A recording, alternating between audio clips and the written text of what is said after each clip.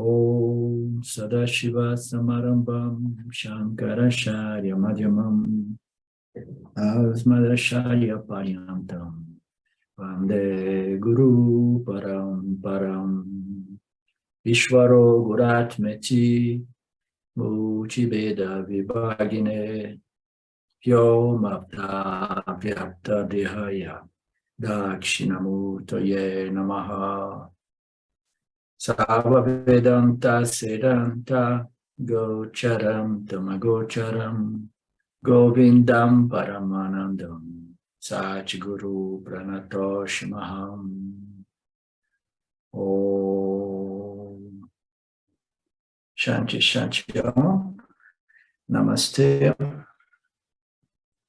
Bem-vindo a todos. Nós vamos, antes de entrarmos no texto, nós estamos no terceiro capítulo, verso 37 para 38. Só para quem não está posicionado, é o arquivo 36 a 38, né? Que é postado aí, compartilhado pelo Marcelo. Tá? Antes de entrar neste tema, eu quero abordar um outro tema muito rapidamente.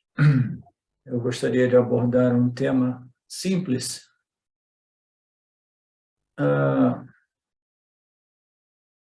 que é a respeito do Facebook. A movimentação, a presença, né, a visualização das postagens no Facebook estão muito baixas, comparadas com aquilo que foi no passado, pelo menos, né, caiu a metade.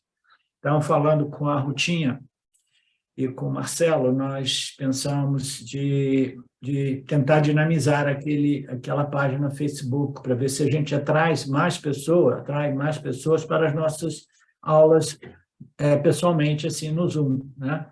Porque aqui também caiu muito. Então, nesse sentido, toda semana a Rutinha tem feito uma postagem a respeito dos apontamentos, né, desses Mahatmas, né, desses Gyanis, que não eram professores de Vedanta, mas ainda assim eram claramente autorrealizados, né? O exemplo principal é o Ramana Maharaj e o Nisargadatta Maharaj. Então, nós prendemos alguns apontamentos, né, que são publicados por aí no web. E aí a Rutinha invita as pessoas a discutirem, né, ou apresentarem suas compreensões, e depois eu também entro com os meus comentários. Então, esta é uma ideia para dinamizar a página no Facebook e, quem sabe, encontrar alguns raros indivíduos ali que estejam realmente interessados no Vedanta, né? Como nós sabemos, nós somos quase 3.000 pessoas, mas as pessoas realmente interessadas a gente conta em algumas palmas de nossas mãos.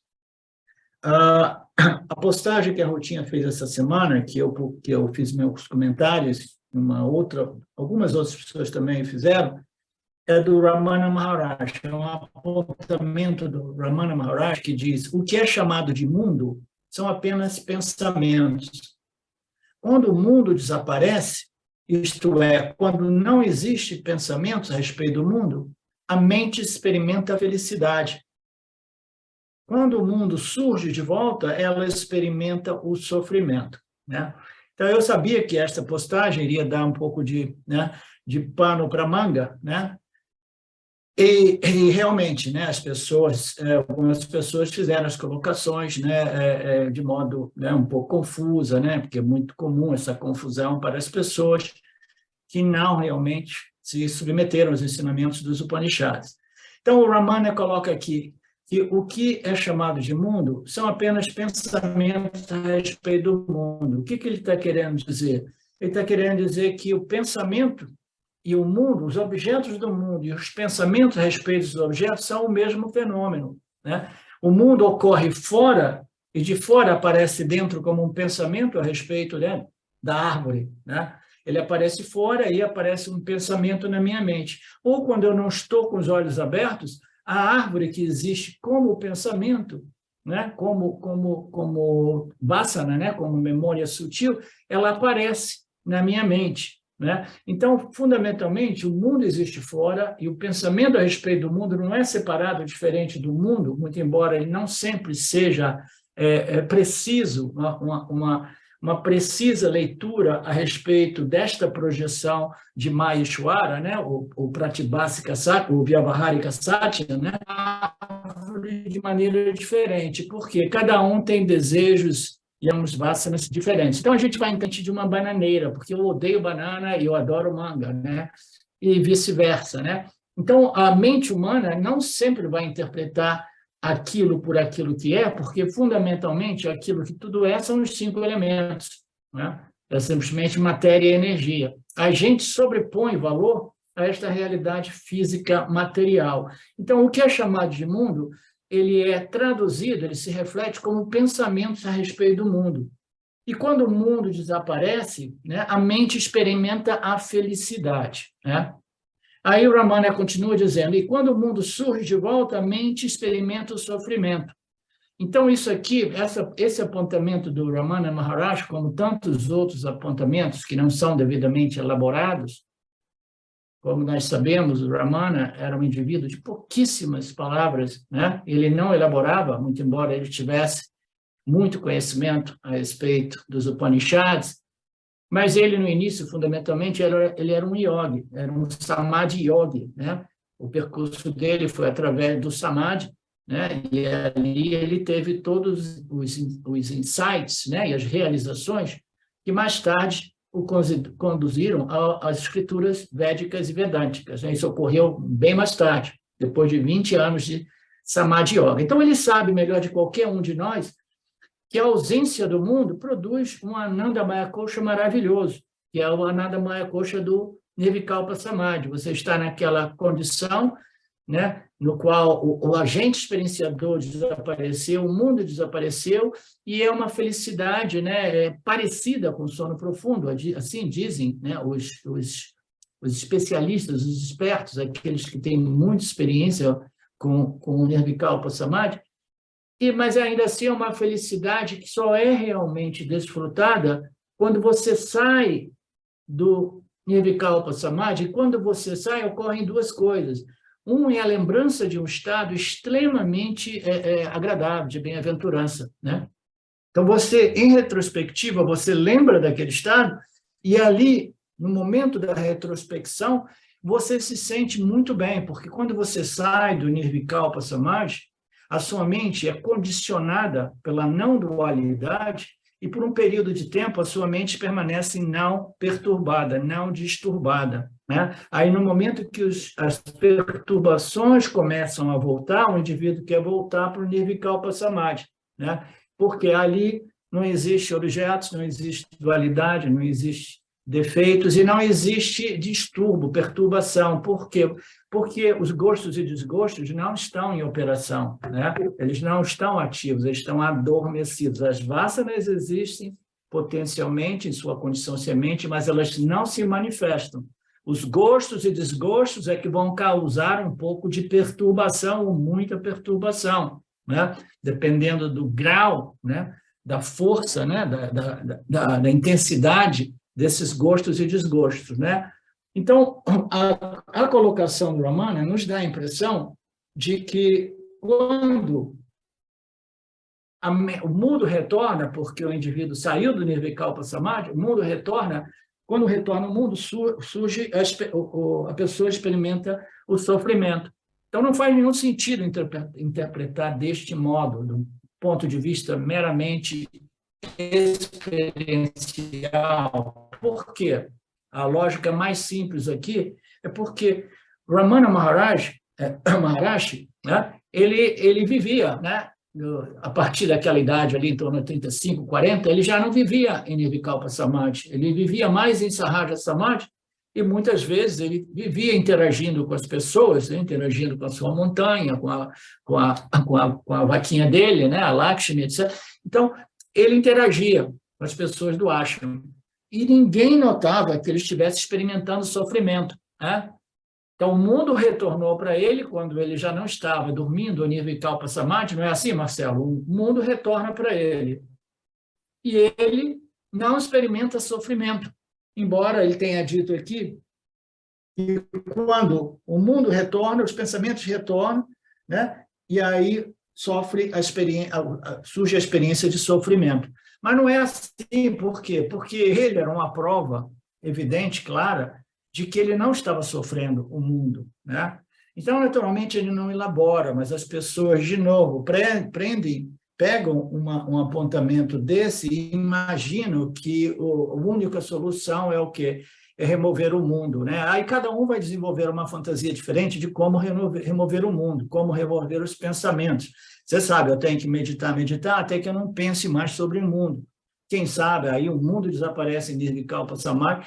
Mas aí, na minha colocação, eu disse, então tem duas possibilidades de você viver para desenvolver uma vassana de Nirvikalpa Samadhi ou cometer o suicídio, porque aí o mundo desaparece e os pensamentos também desaparecem, mas não desaparecem, porque eles permanecem como sementes, como vassanas. O mundo e os pensamentos são idênticos, eles são os dois lados da mesma moeda, permanecem impregnados, né, na alma individual, na vassana, no corpo causal desta alma individual, para, né, desbrochar novamente com um novo nascimento, né?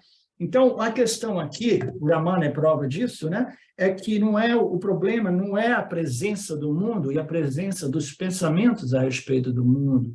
O problema aqui é você crer que o mundo é real e crer que o mundo é uma fonte genuína de felicidade, de segurança, de paz, né?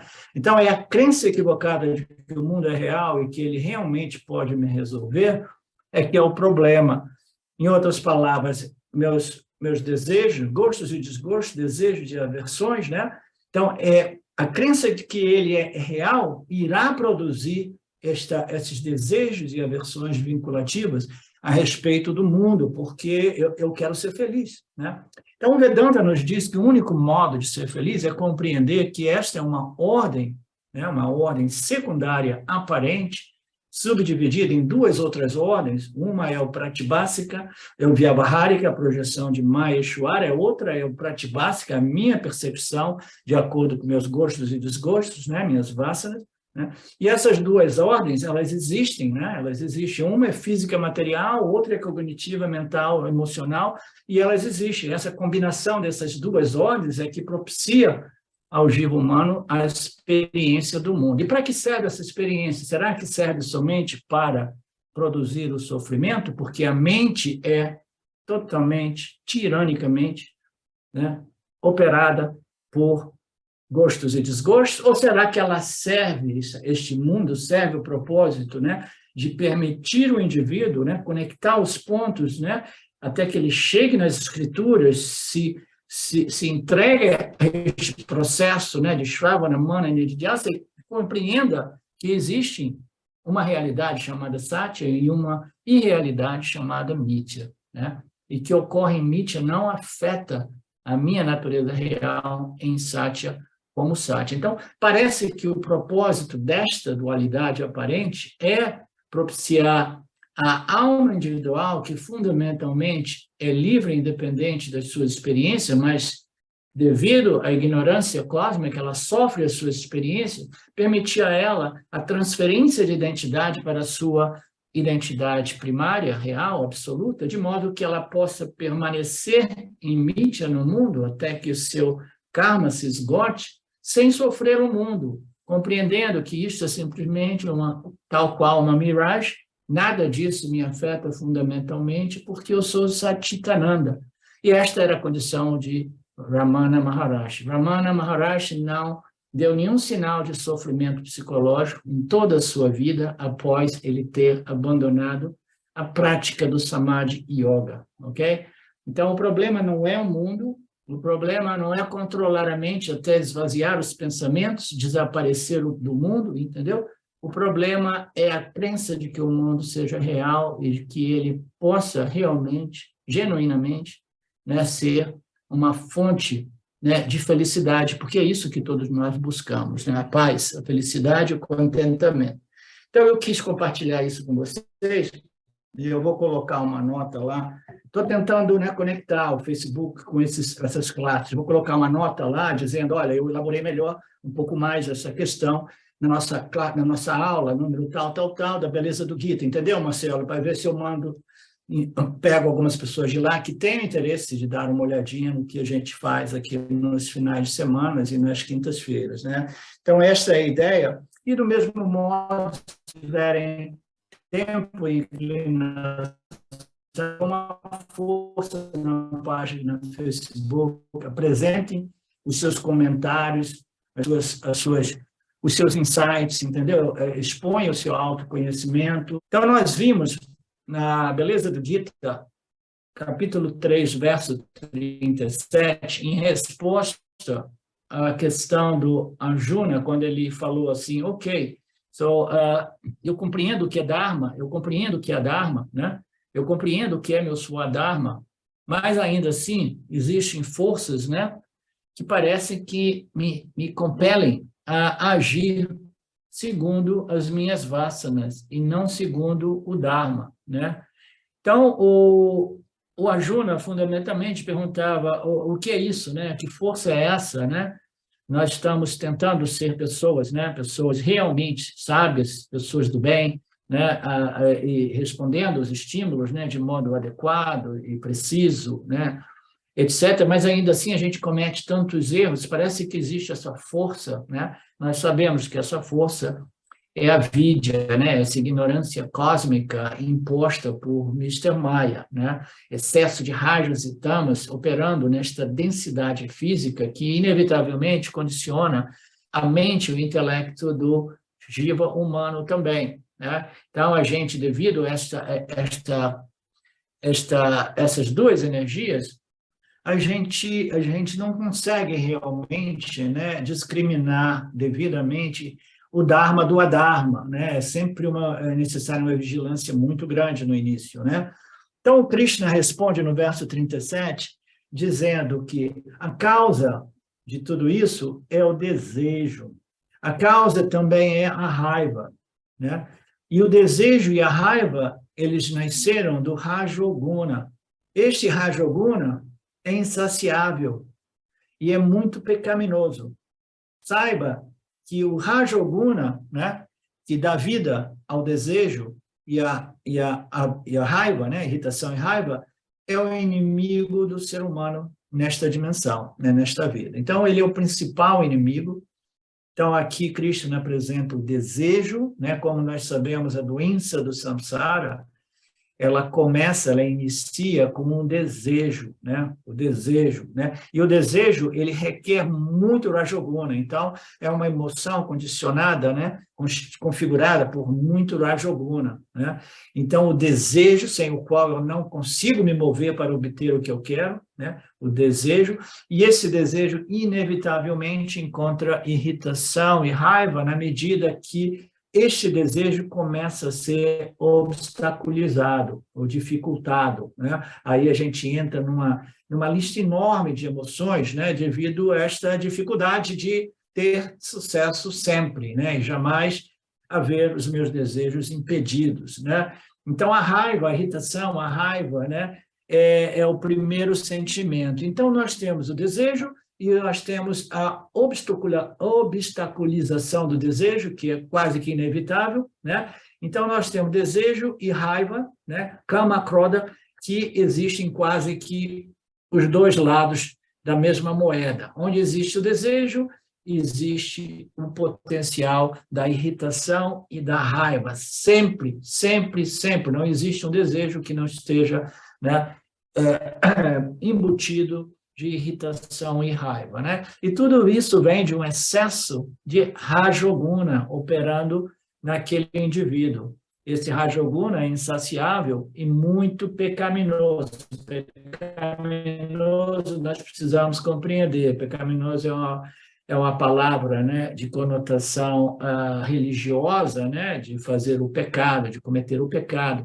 Pecaminoso significa ele é muito cego, né? Ele é muito ignorante, né? É um glutão insaciável muito ignorante, pecaminoso. Você peca quando você é ignorante, né? Então, quando a gente fala sobre pecados, a gente se refere a essa ignorância que está dominando a mente do indivíduo a tal ponto que ele viola as leis do Dharma, sempre, quase que sempre. Então, falo, o cara é um pecador, né? Eu costumo colocar, o cara está sofrendo desta doença espiritual, né? Ele está sofrendo dessa ignorância espiritual de modo muito, muito intenso, né? É uma doença, neste caso, terminal. Ele não consegue fazer nada sem violar o Dharma. Então, é uma condição na qual o indivíduo está cometendo suicídio espiritual através das violações dessas leis do Criador, e você pode ver isso do ponto de vista religioso como ele está cometendo um pecado.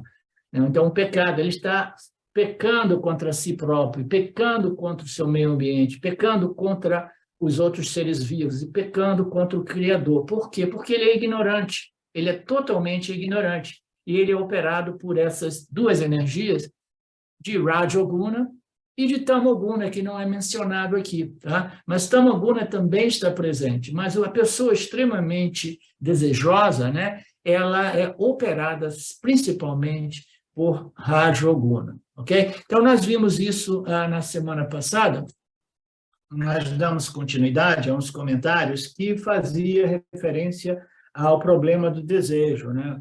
Eu mencionei, lembrei aquela colocação do Shimaya, né? Na qual ele diz que você tem uma lista de desejos, digamos, eu tenho uma lista de 100 desejos, eu sei se eu obtiver esses desejos, né? Se eu realizar esse desejo, eu serei uma pessoa feliz.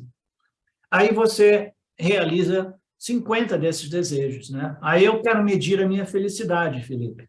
Eu vou lá e faço uma equaçãozinha matemática simples, né? E eu digo 100 desejos, 50 foram realizados, então eu tenho 50% de felicidade. Não faz sentido? Faz sentido, né? Então, eu tenho 50% de felicidade, mas aí, no momento que eu determino que eu tenho 50% de felicidade, eu me dou conta que a minha lista de desejos, ela subiu de 100 para 200 objetos de desejo, na medida que outros objetos foram substituindo aqueles que foram realizados. Então, agora eu tenho a situação de 200 objetos de desejo, 50, então a minha felicidade é 25%, né? Então, esta felicidade jamais será alcançada por causa desta natureza insaciável de uma mente desejosa. Uma mente desejosa, uma mente operada por excesso de Rajoguna, operada por uma ignorância cósmica que aponta, né, que faz uma declaração inconsciente de que o mundo é real e os objetos, eles intrinsecamente possuem a felicidade que eu estou buscando, esta mente irá projetar felicidade, valor em diversos objetos e vai ficar crescendo essa lista de desejos, e é tudo isso fundado neste pecado original, que nada mais é do que a ignorância original imposta pelo poderoso Maya, né? O famoso avidya, operando o intelecto humano, né? Então, nós vimos isso, né? E daí, enquanto eu continuar essa luta, né, este rala-rala para realizar os meus desejos, né, eu estarei no samsara. Eu estou tão preocupado em realizar os meus desejos, né, e sabemos que os desejos, eles consumem time e energia, não é assim? Quanto mais desejo nós temos, mais tempo e energia é necessário, né? Naturalmente, existem outros fatores, né? Os outros fatores são o quê? São as derivações dos desejos, né? Por exemplo, uma pessoa fala assim, não, eu quero um bom emprego agora que eu deixei a faculdade, agora eu tenho um bom emprego. Então, agora eu quero uma casa, então eu vou fazer um financiamento. Agora eu quero uma esposa, então eu consegui uma esposa. Agora eu preciso de uma família de 3 filhos, né? E aí a circunstância kármica do indivíduo vai criando também uma situação na qual o indivíduo não tem mais tempo, porque ele possui uma condição kármica que não permite a ele mais tempo para estudar o Gita, para nem mesmo comparecer às aulas do Gita, como ocorre muito frequentemente. As pessoas aparecem muito raramente, né? Muitas pessoas. Por quê? Porque não somente eu tenho uma lista, não, mas eu abandonei todos os desejos, mas agora você está pagando o preço por todos os desejos. Você quis família, quis isso, quis aquilo, e agora você tem que cuidar dessas coisas, né? Agora você tem papéis sociais, papéis kármicos, éticos, que você tem que manter. Então, você está amarrado, preso nesta armadilha do samsara, né? Tudo isso inicia com um desejo. Desejo por quê? Pela experiência, né, de plenitude através do mundo, né, dos objetos do mundo. Então, nós estamos tão preocupados que nós não temos nem tempo e energia para estudarmos o Vedanta.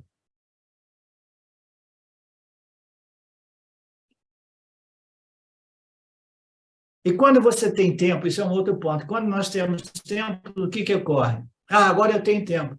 Aí a mente está tão perturbada devido ao corre-corre do samsara, o rala-rala, né, da situação, né, que a gente não tem uma mente, né, preparada, né, o fit, né, para colocá-la, né, dirigi-la para as escrituras. A gente não tem a condição mental para estudar. Quem é que já experimentou isso? Todo mundo, todos nós já experimentamos. Agora, finalmente, eu tenho um pouco de tempo. Deixa eu voltar para o meu Bhagavad Gita, deixa eu voltar para o meu Upanishads. Né? Aí, quando você chega lá, a mente está tão perturbada que diz, não, é melhor ligar a televisão e abrir uma latinha de cerveja. Né? Por quê? Porque a mente ela já se tornou incapaz, né, de compreender, assimilar e apreciar, né, e se beneficiar desses ensinamentos. E o Swamiji aqui fala também que no passado a vida era muito simples. Isso me dá, às vezes, né, uma sensação de nostalgia, porque eu já tenho uma certa idade, eu sei como era a vida 50 anos atrás, né? 60 anos atrás, até mesmo, né, quando eu tinha 7 anos. Então, antigamente, a vida era muito mais simples, né? Não era esta intensidade, né, esse bombardamento de estímulos, de experiências, né? A comunicação era assim, rádio, televisão, a gente tinha tanto tempo livre, tanto, né? Então, nos dias de hoje, a coisa ficou mais difícil.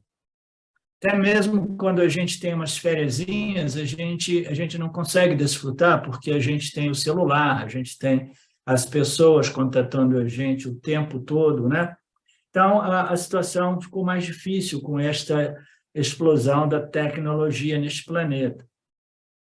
A mente permanece perturbada e distraída.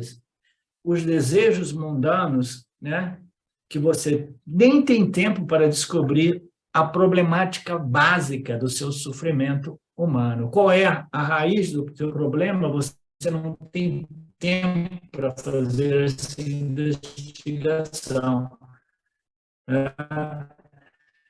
Por quê? Porque a distração é total de outros estímulos, né?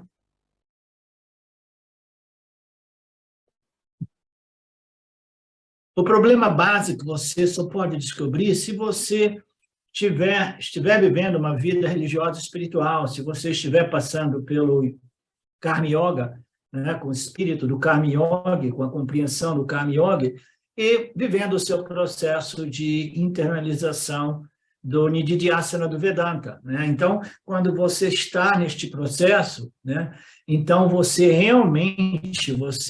identificou o problema básico, né?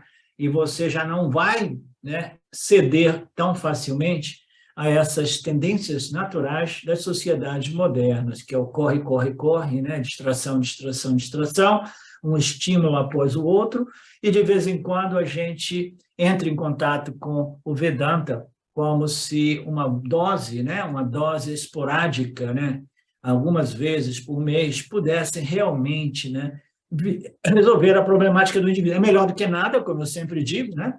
É melhor a pessoa comparecer uma vez por mês do que uma pessoa que realmente não comparece mais. É muito difícil abandonar o Vedanta.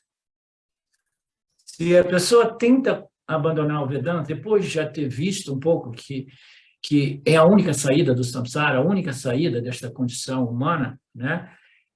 A pessoa sai um pouco, volta para o mundo, começa a sansarar por aí, etc., mas aí alguma coisa puxa ela de volta, aí ela volta de novo para os ensinamentos, né? Mas é muito difícil, né? A vida não me permite, o karma, as vasanas, os desejos, né, Silvio?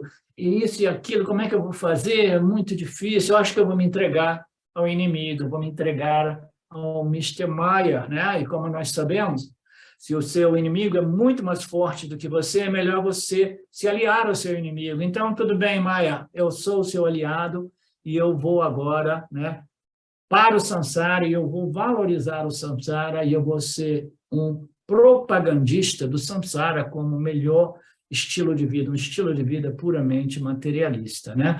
Então, a dificuldade é muito, e a gente precisa de uma vida religiosa, espiritual, né, para que a gente possa, pelo menos, identificar o problema fundamental. Mas, para nós termos uma vida religiosa espiritual, não basta a gente saber que existe um Criador e que ele nos pune sempre que nós pecamos, né? E a punição depois da vida é terrível, né? É um fogo eterno, queimaduras eternas, né? Então, uma vida religiosa espiritual, ela requer o quê? Ela requer uma mente capaz, né, de estudar as Escrituras.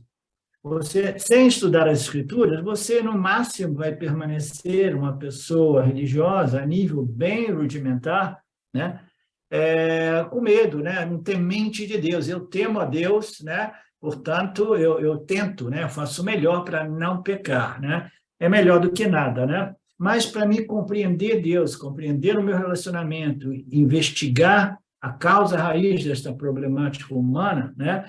E de identificar que é o materialismo. O que é o materialismo? O materialismo é a crença que matéria e energia, em outras palavras, o mundo manifesto, é real e serve o propósito de me contemplar, de completar. Este é o materialismo. Depois ele se manifesta com 5 casas, 5 carros, um palácio, né? Todas essas coisas, mas o materialismo, fundamentalmente, é a crença que o universo, que é constituído por matéria e energia, que são as mesmas coisas, né? Que este universo manifesto, né?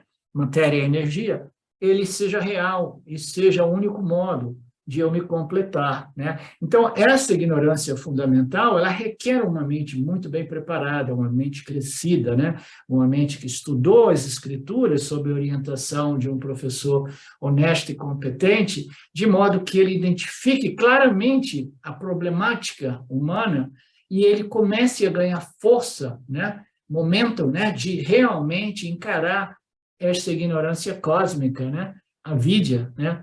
E requer muita coragem, muita determinação, muitas vacinas espirituais, muita maturidade, né, para você sair da trápula, né, da armadilha do samsara, e principalmente nesse período tão difícil desta civilização nossa, onde o materialismo tomou conta da mente coletiva humana. Eu tenho que saber que o materialismo está me conduzindo a direção da minha vida numa direção errada, né? Então, somente esta compreensão clara de que eu preciso, né, me desassociar deste movimento materialista e me associar com o que resta deste movimento espiritual, que diz que no espírito existe a única salvação, no espírito existe a única resolução, a única solução para a problemática humana. E o espírito aqui significa a compreensão clara, né, livre de dúvida, de que eu sou o espírito, né? E o espírito significa, né, eu sou a consciência e existência de natureza não limitada. E, portanto, Krishna diz que o desejo é o seu inimigo, Arjuna. Ele não permite que você faça esta pergunta fundamental, ele não permite que você identifique a causa fundamental do seu problema. O desejo vai te distrair, vai te lançar em direção ao mundo, vai te criar 1000 subterfúgios para dizer, não, isso aqui é válido, não, isso também, não, um pouco de Vedanta, mas um pouco de tudo isso talvez me resolva, né? Então, a pessoa fica investida, né, no mundo com um pouquinho de investimento no Shravana, Manana e Nididhyasana, né? Então, o desejo é o inimigo número 1 do jiva humano, né? Essa pergunta nem aparece na mente da maioria das pessoas. A mente distraída para o materialismo, né? O kama, o desejo, como é que ele obstrui? Como é que ele compromete o discernimento, a discriminação, essa faculdade humana que que consegue, pelo menos, discernir o que é Dharma e o que é Adharma, e o Dharma aqui precisa ser visto como uma escolha que me eleva espiritualmente, e a Dharma, a escolha que me faz declinar espiritualmente, que me puxa para baixo, né? Então, esta discriminação sobre Dharma e Adharma, ela é comprometida na medida que a mente é distraída pelo materialismo desses tempos de hoje, né? O Senhor Supremo é dito no Katha Upanishad, os Upanishads são lindos, o Senhor Supremo autoexistente infligiu um dano aos órgãos do sentido, o Swamiji fazendo uma cotação, né, um quoting, né, uma passagem do Katha Upanishad. O Senhor Supremo autoexistente, né, autocontido, autoexistente, ele não existe a partir de uma existência que lhe foi concedido, ele é autoexistente porque ele é a única realidade. O Senhor Supremo, ele infligiu um dano aos órgãos dos sentidos dos jivas humanos ao criá-los com tendências extrovertidas. Portanto, os seres humanos percebem apenas objetos externos a eles. Eles não percebem o ser interior. Eles percebem aquilo que cai no campo de sua percepção sensorial e eles não percebem a natureza desta percepção sensorial, a natureza real desta percepção sensorial. Então, eles só veem os objetos externos e muitas vezes nós dizemos, né, que parece que Ishvara, o Maya Ishvara, cometeu um erro. Ele esqueceu de instalar um sexto sentido, que é um sentido que nos permite compreender o observador, compreender o experienciador, né? E aí a gente diz também que Ishvara, vendo o problema, né, fala assim, não, isso é culpa de Maya. E Maya disse assim, não, isso é culpa sua, Ishvara. Eles ficaram naquela discussão, aí depois Ishvara falou, tudo bem, eu vou jogar para eles as escrituras védicas, né, e as escrituras do Vedanta, de modo que os jivas humanos possam desenvolver um sexto sentido, né? Um sexto sentido. Então, as pessoas são extrovertidas, parece que foi criado com um defeito de fabricação, né? Os homens e as mulheres percebem os objetos externos, elas não se dão conta do seu eu interior, do seu ser, né? Mas uma pessoa calma, uma pessoa que deseja imortalidade, ela contempla o eu, o ser superior, interior, com os olhos fechados, né? Então, raros são os indivíduos que querem desenvolver este sexto sentido. Grandíssima maioria, 99,9999%, eles querem simplesmente, né, experimentar o mundo através desses 5 órgãos dos sentidos lá no exterior, né, sem nenhuma consideração a respeito da sua real natureza, que é a natureza do observador, né? No máximo, eles dizem, não, eu estou fazendo um grande trabalho de autoconhecimento, mas não, eles estão tentando fazer um trabalho psicológico de compreensão de sua estrutura mental, emocional, psicológica, e eles pensam que isso seja alta espiritualidade. Não, a espiritualidade é quando você se volta para o espírito de tudo, a natureza de tudo. Não é você observar a sua psicologia e dizer, eu estou me autoconhecendo. Não, você está conhecendo a sua estrutura psicológica emocional. Mas existem os raros indivíduos que eles experimentam calma, né, a paz, a contemplação, né? Por quê? Porque eles têm um desejo. Desejo, mas desejo é um problema. Não, eles têm um desejo pela imortalidade. É o único desejo que irá permitir ao indivíduo de transcender todos os desejos. Ele deseja conhecer aquilo que é imortal, que é além do nascimento e da morte, ok? Que uma vez conhecido, ele cancela todas as sementes de desejos materiais, desejos de objetos percebidos através dos 5 sentidos, né? Este é o desejo superior, o desejo que liberta, né? Uma pessoa calma, uma pessoa contemplativa, uma pessoa satívica, uma pessoa madura, ela encontra tempo, né? Gradualmente ela vai abandonando esta materialidade, esta distração com o mundo lá fora, ela vai encontrando tempo para essa contemplação, né? De tal modo que ela gradualmente desenvolve este sexto sentido, entre aspas, né? Através da compreensão da natureza da realidade investigada sob a luz dos ensinamentos dos Upanishads, né? Ela faz isso tanto com os olhos fechados como com os olhos abertos. Aqui foi dito, contempla o eu interior que não necessita os olhos abertos. Os olhos abertos vão te jogar no mundo, os olhos fechados vão permitir a você, né, contemplar primeiro o mundo dentro de você e depois o fundo, né, a natureza, né, o silêncio, e depois do silêncio, o turiya, aquilo que é a natureza do seu eu, né? Então, os olhos abertos, os olhos fechados, né, é um símbolo, né, de você se voltar para fora ou se voltar para dentro. Em realidade, este dentro e fora é uma, como é que se diz? É uma concessão que é feita, né? Mas não é tecnicamente correto, né? É tudo uma questão de ignorância ou conhecimento. Uma pessoa que deseja a imortalidade, ela chega num ponto do seu processo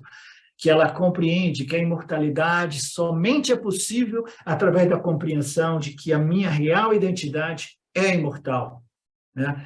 Tendo compreendido isso, ela abandona todas as sadhanas, os esforços em torno a ações e resultados de ações, e ela se volta para esta contemplação que o Katha Upanishad se refere.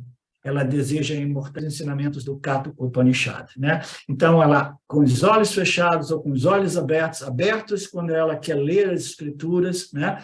Fechados quando ela quer fazer um nididhyasana, né? Realmente, né? Contemplativo, livre de distrações, até mesmo do teu campo de visão.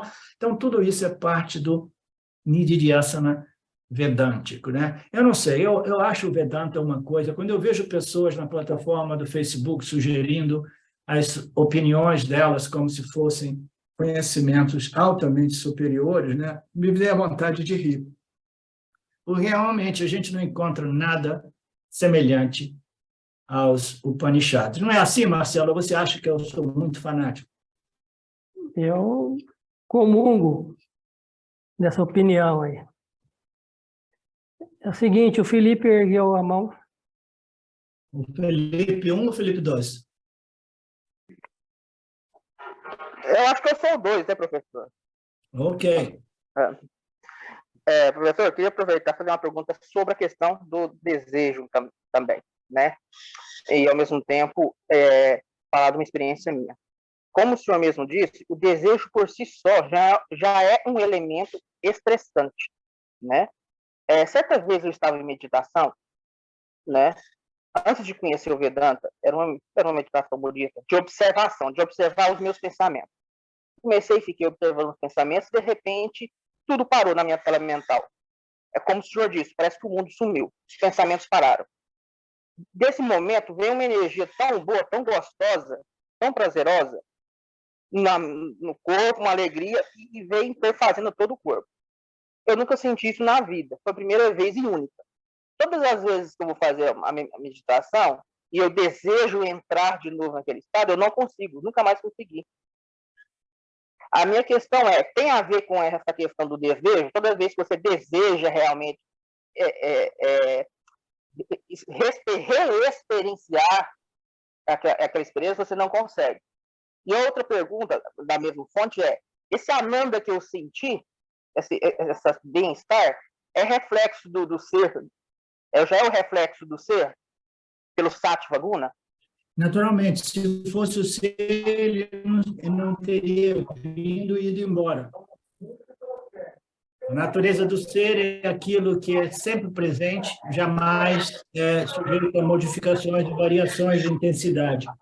E a respeito da experiência, né, e do desejo, né, então, essas experiências, né, de resolução mental que produzem grande satisfação, grande paz e, às vezes, uma bem-aventurança, né, difícil de explicar, né? Eu passei por tudo isso também, e elas são defeituosas, no sentido que elas vão variando de intensidade, e elas têm um início, meio e fim, e às vezes é difícil você reproduzi-la, né? Principalmente se elas se tornam epifanias, né? Epifanias são configurações muito únicas, né?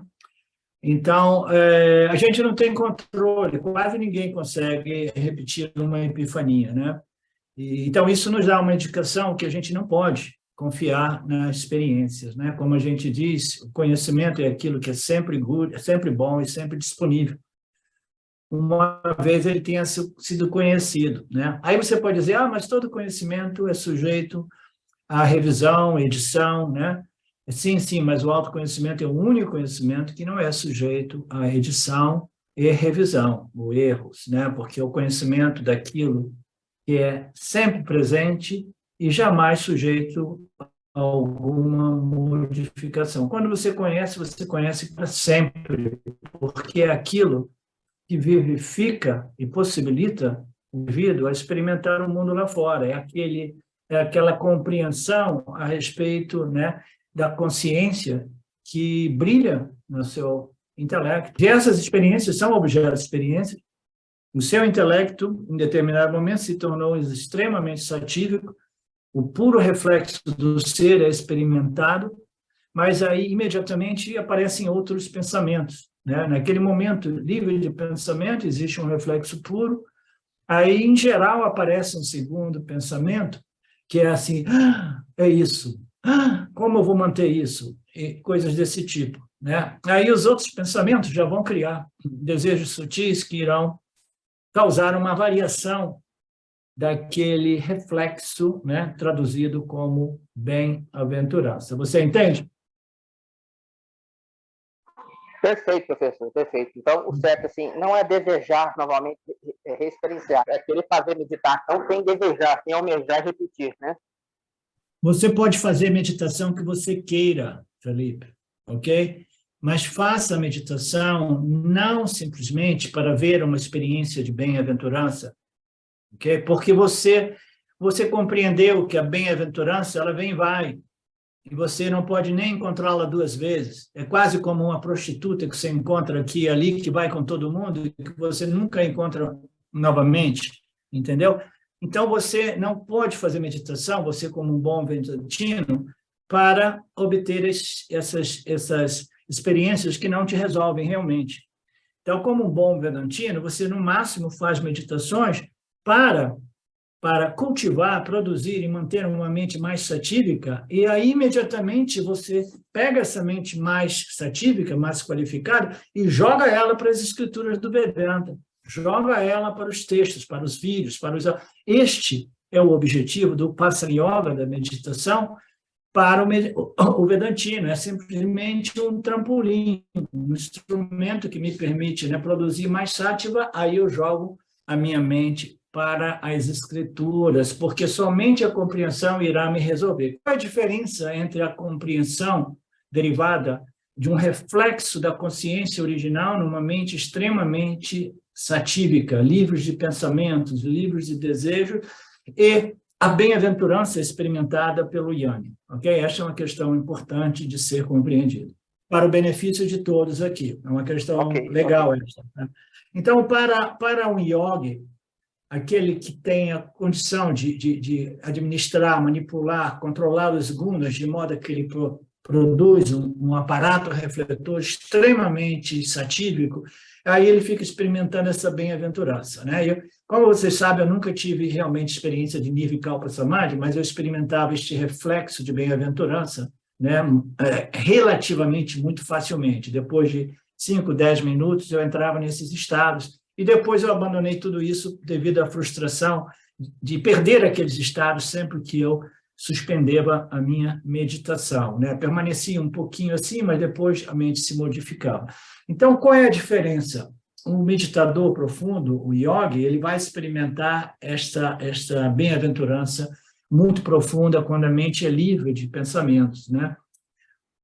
Já o Yanni, ele experimenta um outro tipo de bem-aventurança que não significa que a mente esteja livre de pensamentos. Pensamentos estarão presentes, um pouco de rajas, um pouco de tamoguna, um pouco de sattvaguna, né, condicionando o intelecto humano, né? Mas essa mente do Yanni, ele percebe o mundo sobre a luz dos ensinamentos do Vedanta, né? Então, ele já não é iludido pela crença da realidade no mundo, que produz uma infinidade de gostos e desgostos que perturba a mente, produzindo muito rajas e tamas. Rajas e tamas irão produzir desejos e aversões, e a mente se torna uma mente infeliz, não alegre. A mente do Yanni, ela não experimenta necessariamente, né, aqueles estados derivados da meditação profunda que eu fazia 10, 12 anos atrás, mas ela produz um shanti, mais ou menos não ininterrupto, né? Um shanti derivado da compreensão, né, da real natureza do universo, que cancela os gostos e desgostos, né, vinculativos que perturbam a mente. Então, é um shanti, né? É um shanti contínuo, uma satisfação, uma paz, um equilíbrio contínuo, que é diferente do reflexo que ocorre na mente do meditador profundo, que produz um shanti, uma bem-aventurança mais intensa, mas que ela é temporal, ela é impermanente, ela passa rapidamente, às vezes você não consegue revisitá-la, né? Então, é uma questão de escolha.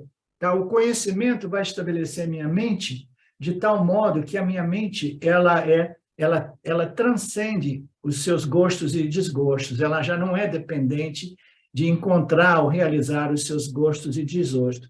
E esses estados mentais fazem parte daquelas listas de desejo, tá? Esses estados mentais. Eu quero um estado de puro reflexo da consciência original no meu intelecto, de modo que eu experimente esta intensa bem-aventurança do yoga, do samadhi, ok? Então, este já é um desejo, já é um objeto de desejo, ele já perturba um pouco a mente e ele, de vez em quando, ele é realizado, e quando ele é realizado, o indivíduo se sente preenchido, mas aí, imediatamente, aquilo começa a se modificar e aí, de novo, ele tem uma vassana ainda mais profunda para aquele estado, tá? Então, o Yanni é aquele que se desinteressou pelos objetos de experiência como meio de se completar, inclusive desses estados de samadhi. Os estados de samadhi são estados mentais, são objetos que eu percebo, eu compreendo, eu testemunho, eu experimento. O Yanni é aquele que já não está experimentado em Sattvaguna, no sentido, ele já não está interessado em controlar a sua experiência de modo a experimentar objetos extremamente prazerosos. O Yanni é aquele que transcendeu o interesse no mundo, inclusive no mundo dos estados mentais extremamente sutis. Vocês entendem?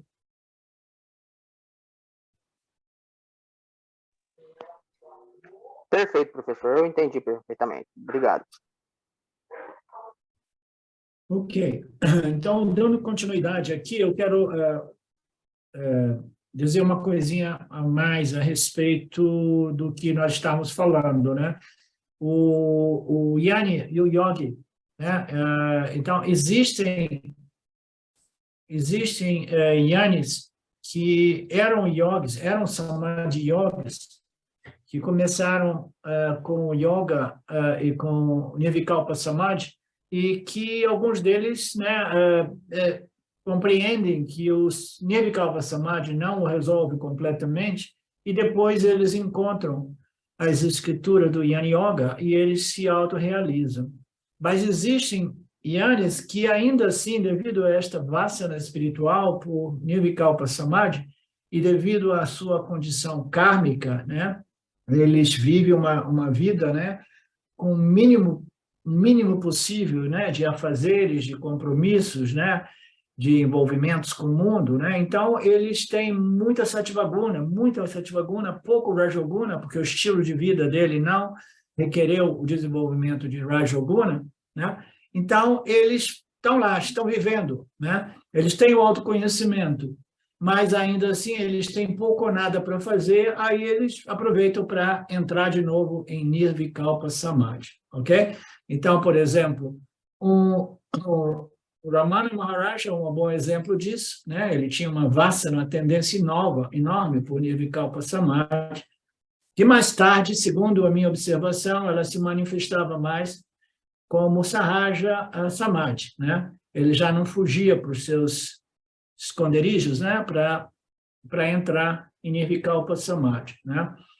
Então, esta é uma classificação de Jnani, um Jnani que também vive muito em Nirvikalpa Samadhi, mas isso é por uma questão de configuração das energias, né? E estilo de vida, né? O seu karma, o seu parabada karma, né? Então, um outro exemplo é Shimayananda. Shimayananda é um indivíduo autorrealizado, ninguém se realiza sem muita sattva-guna, mas ainda assim ele é condicionado por muito rajogunas, por isso que a vida dele foi, né, 18 horas de trabalho, e nos dias de hoje ele é conhecido, né, em todos os cantos da Índia, e em muitos estados dos Estados Unidos, etc., né? Muitas escolas, muitos ashrams, né?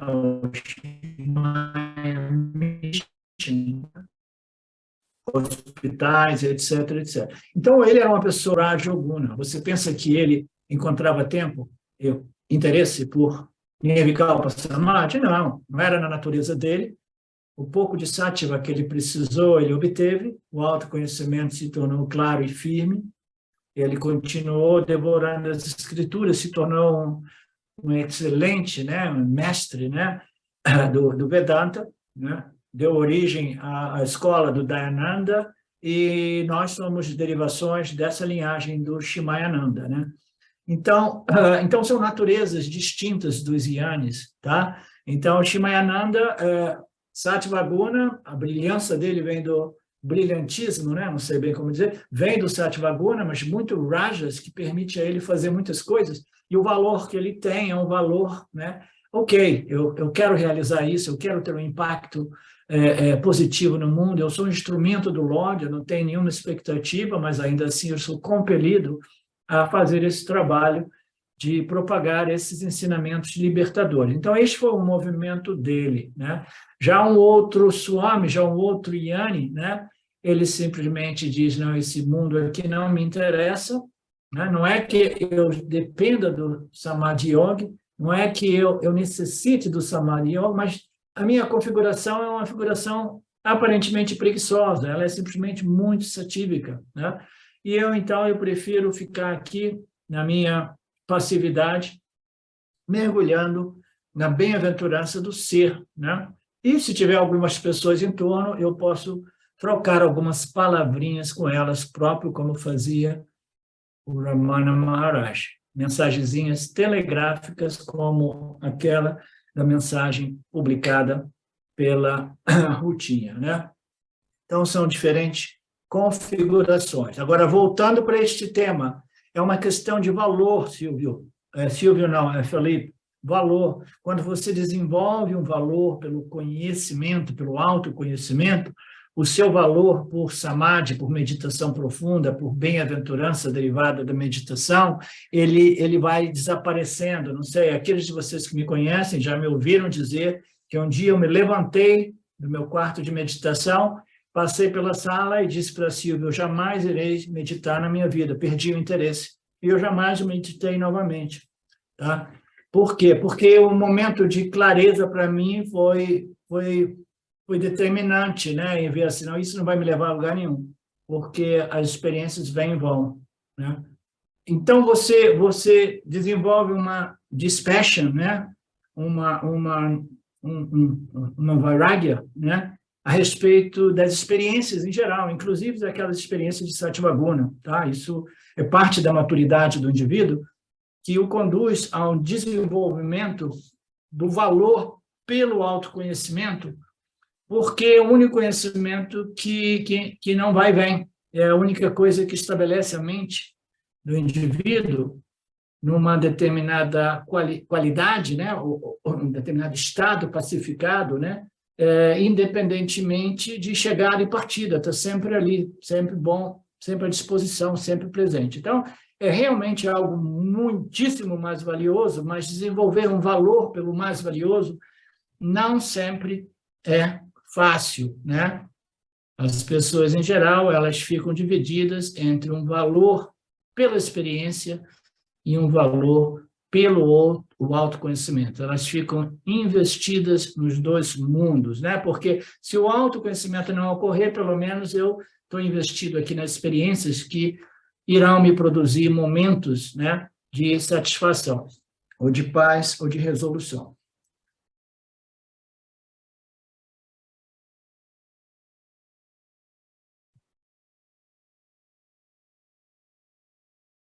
Então, voltando para o Katha Upanishad, Yamadharma Raja é o professor, ele é apresentado como o guru do Katha Upanishad. O nome dele é um Raja, Raja significa um king, um rei, é o rei do Dharma, né? O Dharma Raja, o rei do Dharma, e esse aqui é o Yamadharma Raja, ele é o guru, né? E é um guru muito temido, né?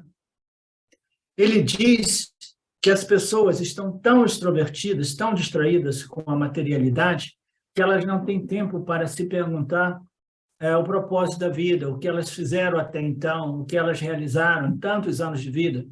Eu trabalhei tanto para que elas nunca se fazem este questionamento. Elas permanecem distraídas, extrovertidas. Não apenas Kama é um problema, continua o nosso Dharma Raja. Não apenas Kama é um problema por me tornar extrovertido, mas Krodha também é um problema. O que é Krodha? Krodha é a raiva, né? A irritação. E como a raiva é um problema? A raiva é um problema por quê?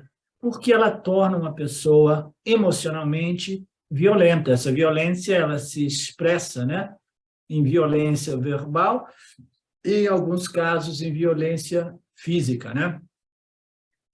Então, a raiva é realmente um problema porque ela produz uma violência, porque eu quero o que eu quero, e quando eu não obtenho o que eu quero, né, eu me torno agressivo, violento. E a violência é himsa, né? É um pecado, é um papa, né, mais fundamental, que é o da violência, né? A violência é considerado a atitude, né, a expressão adármica mais perigosa, né? Porque a violência pode chegar no extremo de você assassinar um outro ser, mas pode também se manter a nível contra o chuca, você fere os outros seres com palavras e ações, né? Então, a gente sabe, a gente vive num mundo violento, violência é himsa, e a raiva, ela é, por natureza, violenta, né? Então, é um papa karma prejudicial, é uma tendência papal, prejudicar outras pessoas é um papam. Vyasacharya já dizia em outras passagens, né? E aqui tem a colocação em sânscrito. Isto também está sendo dito por Dharmaraja. Eu estou lhe dando todo o conteúdo do Dharma. Ouça e não esqueça. Não inflija aos outros o que é inconveniente para você. Não faça aos outros o que você não gostaria fosse feito a você. Este é o Dharma universal mais fundamental, mais básico, né? Não se pode tornar a definição do Dharma mais simples e eficaz do que isso. Se a gente compreende isso, né, e se a gente mantém essa compreensão viva, a gente respeita todos os outros seres vivos do mesmo modo que nós nos respeitamos, né? Mas se a gente não se respeita, aí é muito fácil não respeitar os outros. Então, o Swadharma tem que ser a base de tudo também, né? Eu tenho que me respeitar, me amar, né? Aí somente então eu posso respeitar e amar os outros seres também, né? Qualquer tipo de violência é papa. Não existe tal coisa como a violência sagrada, né? Isso poderia dar margem a uma discussão dentro do âmbito do Gita, né? E o Arjuna, se ele ouve estivesse ali ouvindo o Swamiji, né, fazendo esse comentário, ele dizia, está vendo que o Swamiji está dizendo que não existe violência dármica, né? Não existe violência sagrada, né? Portanto, eu não vou lutar esta guerra, né? Então, aqui o Swami Gita falou, não existe fundamentalmente uma violência sagrada. A violência é violência, né? Mas, como nós sabemos, existem circunstâncias nas quais a violência precisa ser utilizada para ressuscitar o Dharma, digamos assim, ressuscitar a total destruição, né, da estrutura de uma civilização. A raiva, inevitavelmente, torna uma pessoa violenta, tanto verbal quanto física. Muitas pessoas não são fisicamente violentas, mas têm uma língua muito afiada, né? Isso é tudo, Mahapapa, é um papa gigantesco, Mahapapa. Portanto, a raiva me faz fazer este papa karma. E papa compromete a minha elevação espiritual, me puxa para baixo, e, portanto, Mahapapa, esse papa mais elevado, mais fundamental, né, ele é um produto da raiva, porque a raiva produz esta violência, né? A raiva é o problema, ela me torna violenta, portanto, kama torna a pessoa extrovertida, né? Uma pessoa extrovertida é uma pessoa desejosa, né? E o desejo conduz a krodha, que é a irritação e a raiva conduz à violência. Uma pessoa violenta nunca pode realmente discriminar o Dharma do Adharma, porque aquela explosão emocional, ela compromete a discriminação da pessoa, tá? Então, ela jamais tem um exercício adequado do Dharma e Adharma, porque ela é emocionalmente instável ou emocionalmente violenta. Portanto, esta pessoa não poderia jamais seguir o Karma Yoga. Portanto, o desejo e a raiva, né, que é um subproduto do desejo, são os inimigos do crescimento espiritual do indivíduo humano. Portanto, Krishna nos diz, ei Arjuna, que você entenda que esses dois princípios, Kama e Krodha, são seus inimigos. Estes dois, Krishna enfatizará ao longo de todo o Gita. No capítulo 5, ele também destacará esses dois, Kama e Krodha, né? No capítulo 5, aqui, ele diz, a pessoa que é capaz de controlar o impulso nascido do desejo e o impulso nascido da raiva, aqui mesmo, antes da morte do corpo físico, ela se torna disciplinada e liberada, ela se torna uma pessoa feliz. Então, como é que a gente vai medir o nosso crescimento espiritual? A gente vai medir, né, através de um instrumento que eu e o Marcelo estamos desenvolvendo, junto com uma tecnologia avançada, que é o raivômetro, né? Tem o raivômetro, na China já fizeram o irritômetro, né, para ver o nível de raiva do indivíduo. Se tiver raiva, a gente sabe que tem desejo, né? E aí tem violação do Dharma. Aí, dependendo do nível de violação, a gente vai determinar o quanto elevado nós estamos no nosso processo espiritual. Lidar com Kama e Krodha deve ser o projeto vitalício de um ser humano inteligente, né? E empenhado, né? Inteligente. Ele é inteligente porque ele compreendeu que o objetivo da vida é a elevação espiritual. Então, lidar, administrar, disciplinar essas emoções de desejo, de raiva, deve ser o projeto mais vitalício e básico de um ser humano realmente espiritualmente inteligente. Por quê? Porque a qualidade de vida é determinada por essas duas forças poderosas. Tá? Então, se eu sou uma pessoa movida por muitos desejos, inevitavelmente eu também sou movido por sentimentos de raiva, porque eles são juntos, eles vêm juntos num pacote único, né?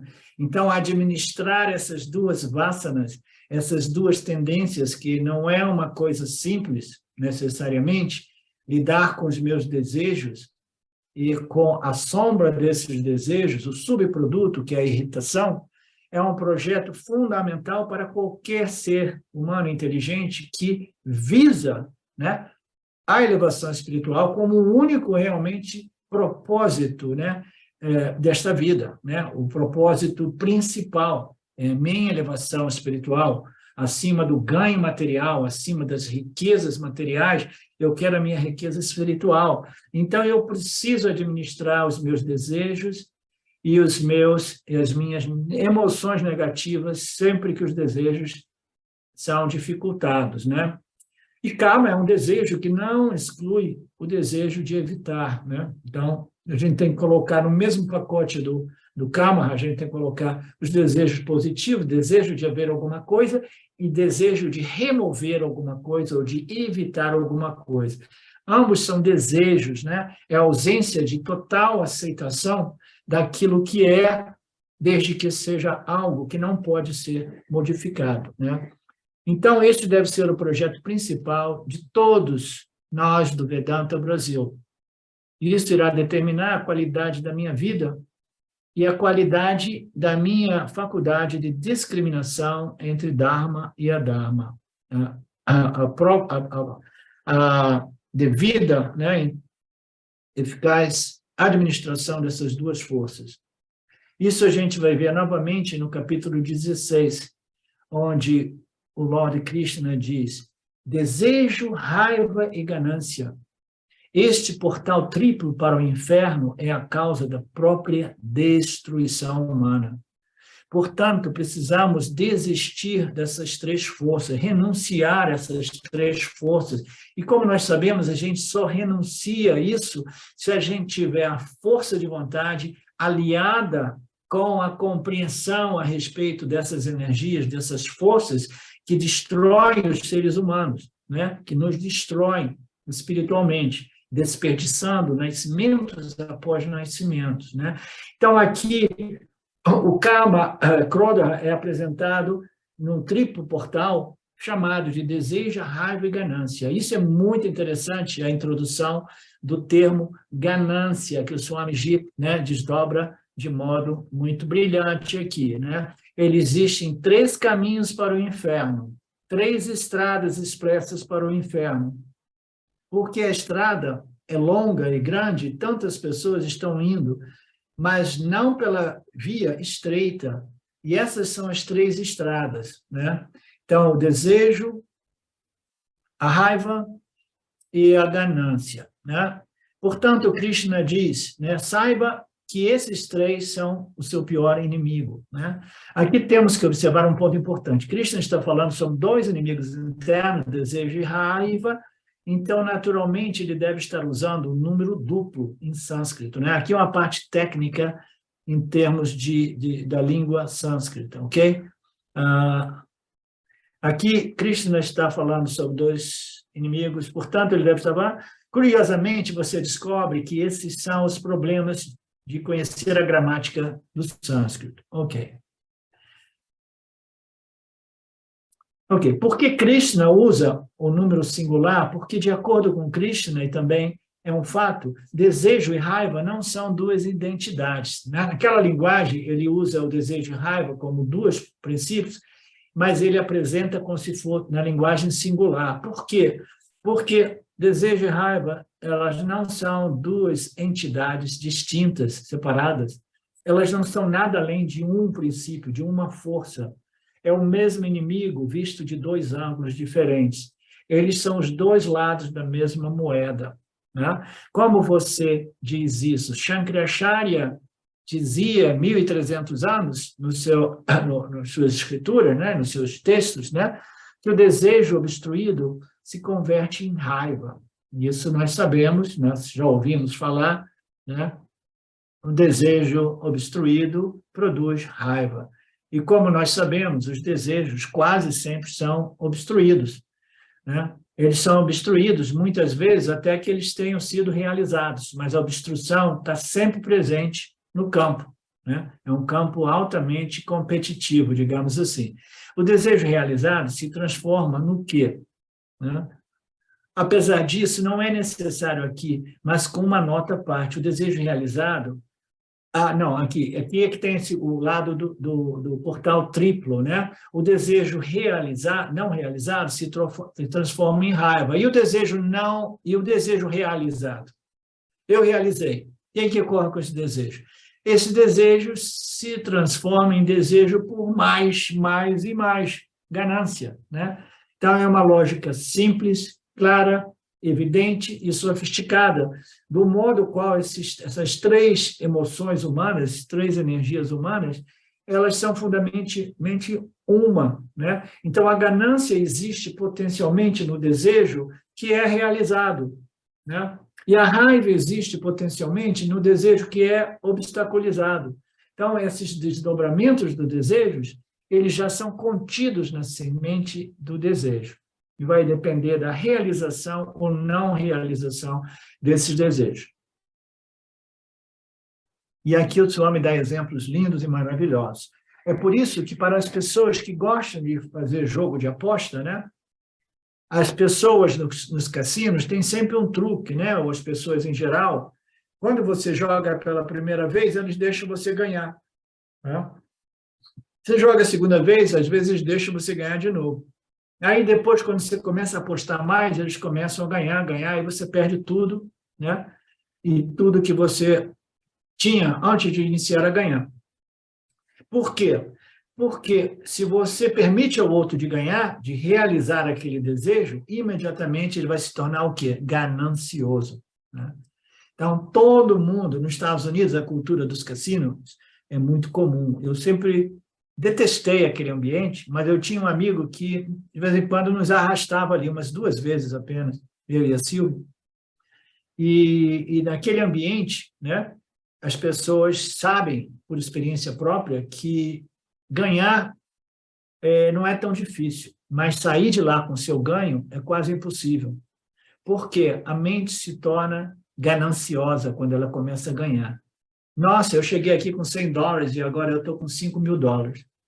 Aí o que ela fala? Nossa, eu multipliquei isso por 5. Né? Aí o que ela vai pensar? Agora, então, eu vou embora e levar os meus ganhos. Né? Aí ela pensa assim, não, agora esse 5 pode se tornar 50. Né? Então, a pessoa acaba perdendo, porque o desejo realizado ele se torna uma ganância. Né?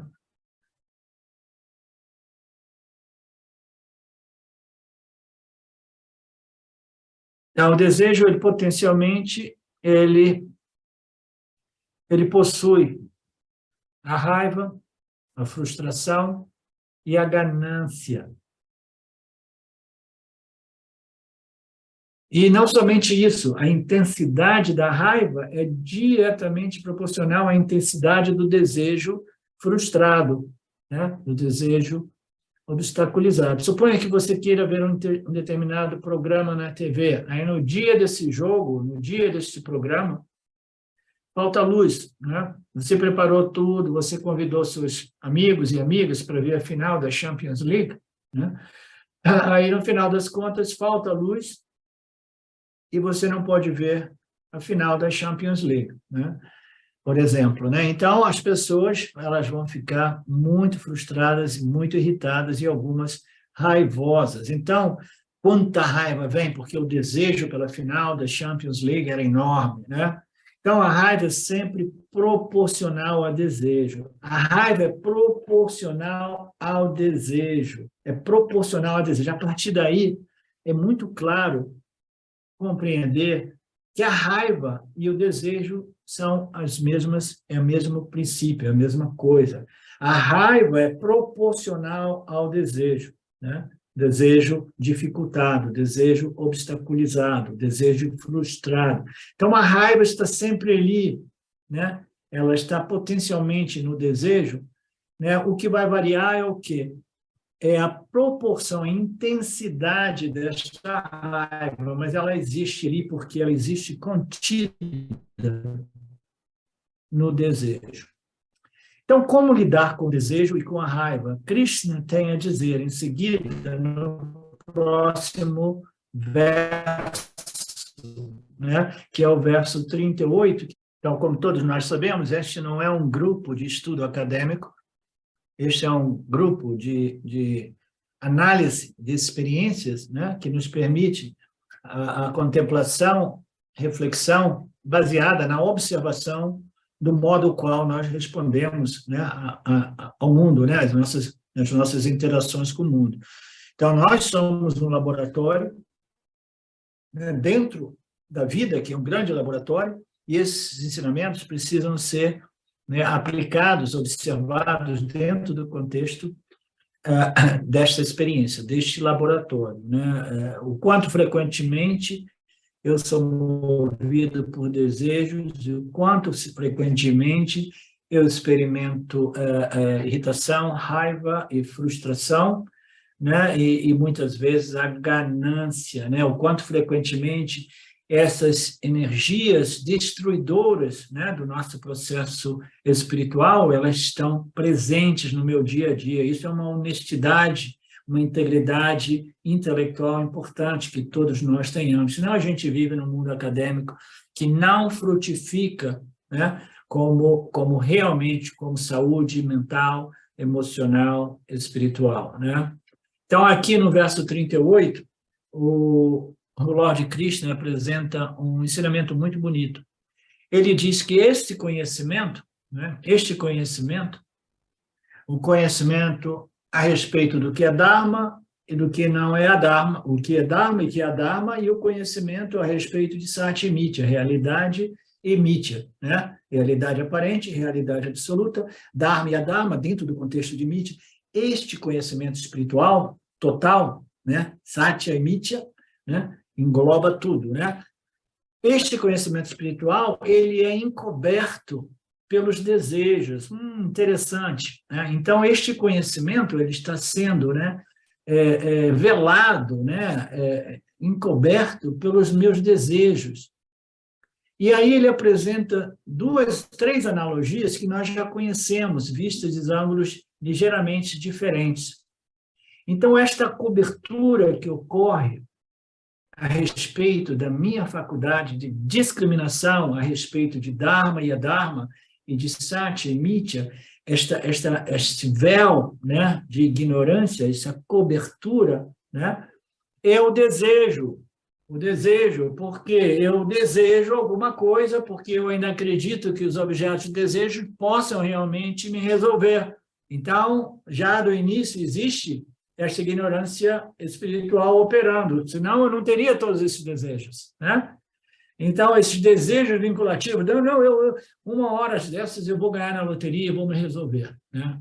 Me dá pena andar aqui na lotérica e ver aquelas pessoas pobres. Às vezes eu vou lá para tirar um dinheirinho e eu vejo as pessoas pobres indo lá para pagar uma conta de luz e comprar bilhete de loteria. Elas são muito pobres, né? E elas gastam dinheiros e dinheiros por causa desse desejo de vencer na loteria, né? Que é uma puta sacanagem, porque é um imposto indireto que os governantes aplicam nas populações, né? Tudo isso porque existe uma compreensão da natureza do desejo e o quanto fácil seja, né, capitalizar em cima disso, né? Então, este conhecimento espiritual, ele é encoberto pela natureza do desejo.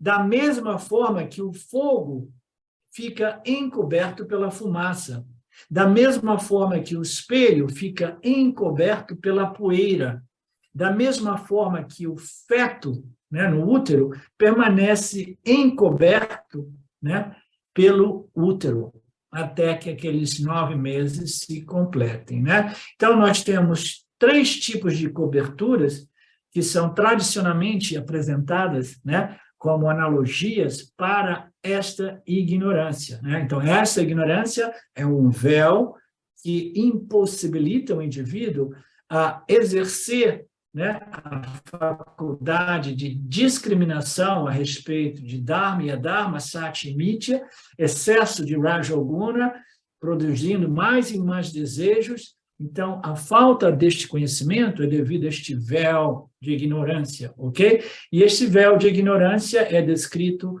como a poeira no espelho, né? Um útero que detém um feto, né? E a fumaça que encobre o fogo, tá? Quem é que lembra destas analogias do espelho, da fumaça e do feto. Alguns de vocês? Sim, né? Ok. Então, elas se referem a 3 tipos de desejos, né? Existem desejos que são desejos muito difíceis, e a gente não pode fazer nada a respeito desses desejos. Em outras passagens, em outros textos, até mesmo no Gita, ele aparece. Existem desejos que são tão densos, tão arraigados, tão vinculativos, que a gente não consegue removê-los, né? A gente não consegue lidar com eles de modo eficaz, porque eles ficam lá o tempo todo perturbando a nossa mente, né? Então, quando os desejos são muito intensos, né, eles são exatamente como um desejo de um feto no útero materno que gostaria de sair, mas ele não consegue sair. Se ele quiser sair no 5º mês, ainda assim, ele não consegue sair.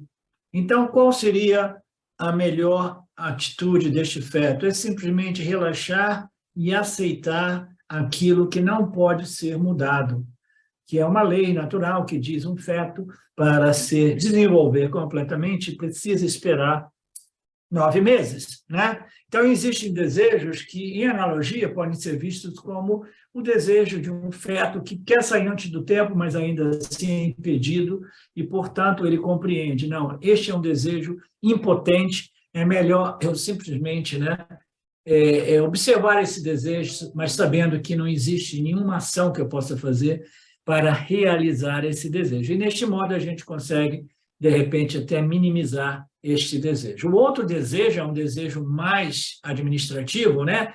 Que a gente pode, né, lidar melhor com isso, né? É do exemplo do espelho. Um espelho foi detido no porão, depois de centenas de anos foi descoberto, mas tinha uma camada de poeira muito densa, poeira e gordura. Então, é como a poeira densa no espelho que precisa ser removida, mas não sai fácil. Então, esses são os desejos, as vasanas, um pouco mais, né, arraigadas, mas ainda assim com um pouco de exercício, né, de esforço, né, de dedicação, a gente consegue limpar essa densa poeira desse espelho, ok? Então, é um outro tipo de desejo. Você tem a possibilidade de trabalhar através do seu esforço pessoal para cancelar aquelas vasanas, ok? As vasanas de desejos, né, ainda assim difíceis, porque são arraigados, mas não tão difíceis como aquelas extremamente vinculativas, né? E o terceiro tipo de desejo é o desejo que nós experimentamos e que vem assim, aí a pessoa sabe, olha para o desejo e aí simplesmente, né, pode ir. Então, o desejo vem, o desejo vai. A pessoa não se preocupa, ela não precisa de pegar o detergente, a palha de aço, não, a esponja, e trabalhar muito para remover aquela espuma, como foi aquela fumaça, como foi o caso do espelho, né? Não, ela simplesmente olha e fala, nem me preocupo, vai bater um ventinho, vai jogar a fumaça para lá, e aí a luz deste fogo, ela irá se manifestar em todo o seu esplendor, né? Então, isso se refere a 3 tipos de desejos. Nós sabemos que o desejo é o que produz, né, esta cobertura, esta ignorância que impede a nossa capacidade de discriminação. E a discriminação final que resolve realmente é o autoconhecimento. Eu sou Satya, o mundo é Mithya, ok? Então, nós temos esses 3 exemplos, mas aqui, neste contexto, eles vão ser apresentados de modo ligeiramente diferente do que eu apresentei. Eu apresentei em relação a essas vasanas que são mais ou menos e pouco vinculativas ou não vinculativas. Então, o Swamiji vai apresentar esta cobertura, né, de alguns ângulos diferentes, entendeu? Que vocês vão ver como é que é bonito. No verso anterior, Krishna disse que o desejo e a raiva, né, é o inimigo, né?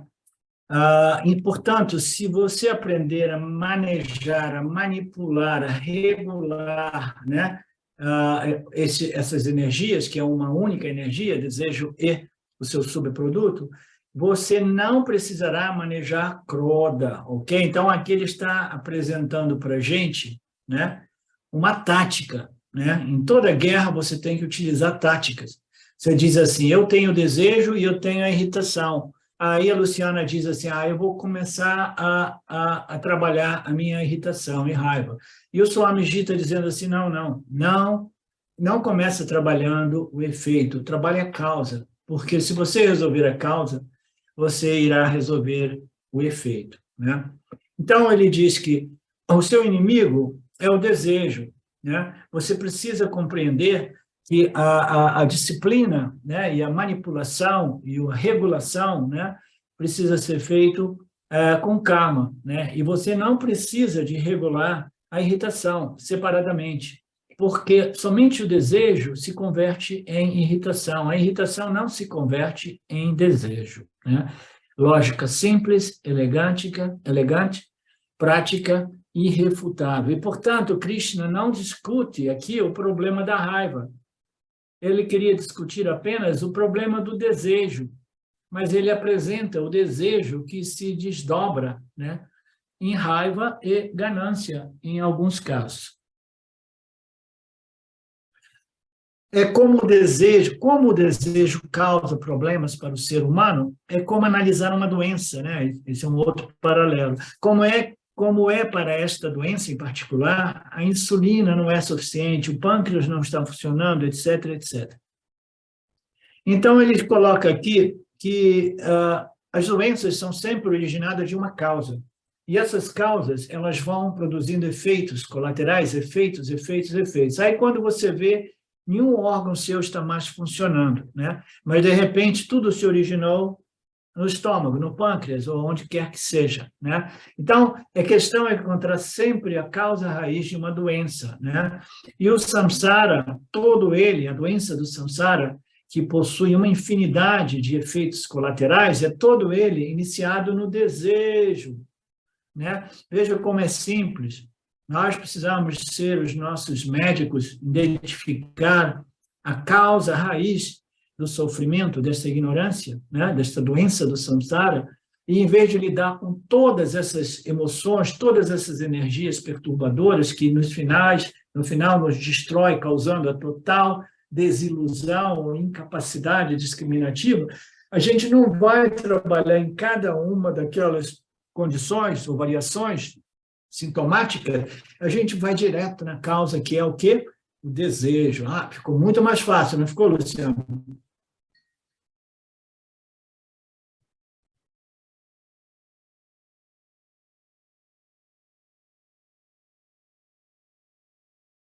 Da mesma forma, como lidar com o desejo? Para isso, devemos saber como isso causa o problema. Krishna diz que o desejo causa todas essas doenças do samsara ao encobrir o seu poder discriminativo. Olha que beleza. Então, como é que ocorre isso, né?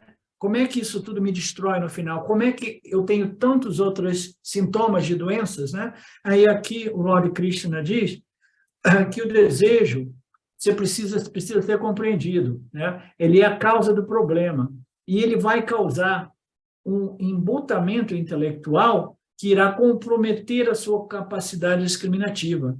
Então, quando a sua capacidade discriminativa é comprometida, a sua inabilidade de discriminar Dharma e Adharma, Satya e Mithya, né, irá causar grandíssimas perturbações emocionais que, inevitavelmente, irá, né, confundir o indivíduo e ele, de novo, vai assumir Dharma por Adharma, Adharma por Dharma, jogar Mithya em Satya, Satya em Mithya, faz um coquetel de mistura, de confusão, e o resultado é o quê? Diversos sintomas de uma doença que, fundamentalmente, é a doença do desejo, ok?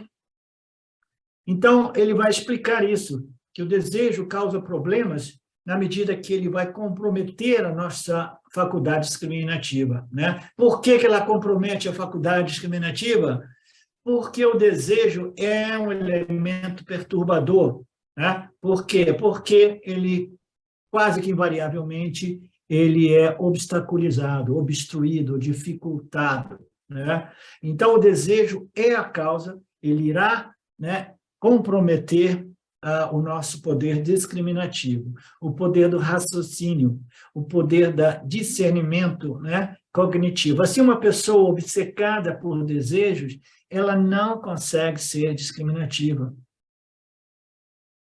É por isso que você usa as palavras, aquela pessoa é cega pelo desejo. Vocês conhecem essa expressão em português? Ela está cega pelo desejo. Por quê? Ele compromete, né, nossos órgãos sensoriais e o nosso intelecto, né, nossa capacidade de discriminação, e, no caso, a visão, sendo um órgão sensorial importante, né, então ela ficou cega, o desejo a cegou, né? O Viveka Shakti, ou poder discriminativo, é como um cocheiro que guia a sua vida. Olha que lindo, Viveka, né? É o cocheiro, aquele que irá conduzir o quê? Os 5 cavalos da carruagem do Arjuna, né? Então, quem é o cocheiro que vai conduzir a carruagem dos 5 cavalos, que corresponde aos 5 órgãos dos sentidos? Quem é que vai conduzir aquela carruagem?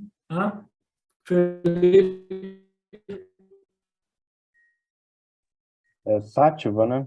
A mente satívica que deveria conduzir, né?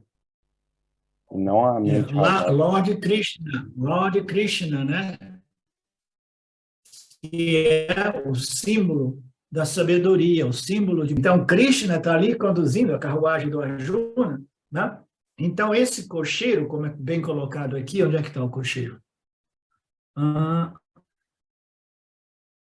Esse cocheiro é que deve guiar a nossa vida. Quem é o Lord Krishna que deve guiar a nossa vida, né? É o nosso intelecto purificado, o nosso intelecto, né, satívico, né, refinado através, né, desse processo vedântico, desse processo espiritual que inevitavelmente purifica o corpo e a mente. Então, é esse intelecto purificado é que deve ser o cocheiro que vai conduzir o quê? Esse complexo corpo-mente, que naturalmente é extrovertido, mas ainda assim ele precisa ser controlado. Os 5 cavalos precisam ser devidamente disciplinados, né? Então, o Viveka Shakti é o poder discriminativo, é como o cocheiro, né? A minha capacidade intelectual, cognitiva, discriminativa, que deve guiar a minha vida. Portanto, eu tenho que cuidar desta faculdade discriminativa. Em Katha Upanishad, Buddhi, o intelecto, é o poder discriminativo. Ele é dito ser o condutor das nossas vidas, o condutor desta carruagem chamado o complexo corpo-mente do Jiva humano.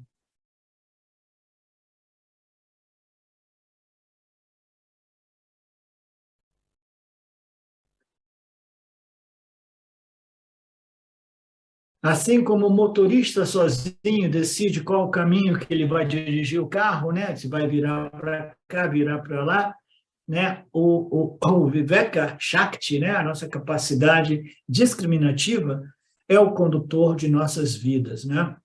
Ele tem que decidir qual é o meu estilo de vida, quais são as minhas atividades do dia a dia, quais são os meus valores, né? Quais são as minhas prioridades, o modo qual eu me associo com pessoas, situations, circunstâncias, né?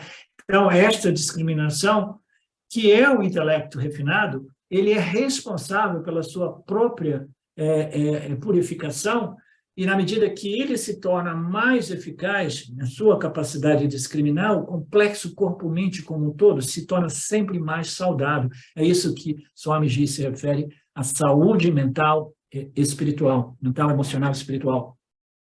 Da mesma forma, o condutor de Buddhi sozinho tem que decidir qual deve ser a minha conduta, né, a minha direção de vida. Cada momento eu devo saber se eu devo dar importância, né, como se diz, prioritária à minha espiritualidade, ou devo dar muita importância à materialização, materialismo, né? Então, veja bem, de novo, essa clara divisão, né? entre espiritualidade e materialidade é apresentada, né? A vida é feita de matéria e energia. Se eu me jogo na vida, eu estou me tornando uma pessoa materialista. Mas eu sou uma pessoa espiritualizada, mas ainda assim, você não se voltou realmente para o seu espírito, você está se voltando para o materialismo espiritual. É uma colocação chocante. Eu sei que não vai ofender nenhum de vocês, mas se eu digo isso para as pessoas lá fora, né, as pessoas ficam ofendidas, né? Existe o materialismo físico, mundano, e o materialismo sutil espiritual, né? Então, onde é que está a importância, o meu valor? Eu estou me voltando para o meu espírito, porque eu compreendi que o espírito é cheio, inteiro e completo e totalmente livre, né, das experiências que ocorrem para esse complexo corpo-mente, né? Eu quero transferir minha identidade para o espírito, como espírito, né? O que eu devo fazer? Eu devo simplesmente fazer esse trabalho discriminativo e dizer assim, não, eu preciso reduzir a minha interação com o materialismo do mundo, mesmo o materialismo sutil. Isso vai para estados de meditação e outras coisas. Qual é o mais importante? Então, isso significa o quê? Discriminação, discernimento e a capacidade de contemplar tal questão, que é muito rara. Compreender as prioridades da vida, o propósito real da vida. A cada momento você tem que decidir, né, se eu vou fazer isso ou fazer aquilo, né, fazer uma pequena projeção. Isso aqui pode dar encrenca, isso aqui vai gerar mais conflitos, mais ações e mais resultados, né? Não, mas tudo bem, mas eu nasci não, eu quero ter uma família de 5 filhos, tudo bem. Então, dá um tempo, esquece o Vedanta por um tempo, entendeu? Porque você vai permanecer totalmente ocupado cuidando de 5 filhos, né? E sem tempo para o Vedanta. E é importante que você cuide de seus filhos para não criar ainda situações mais difíceis para você mesmo, né?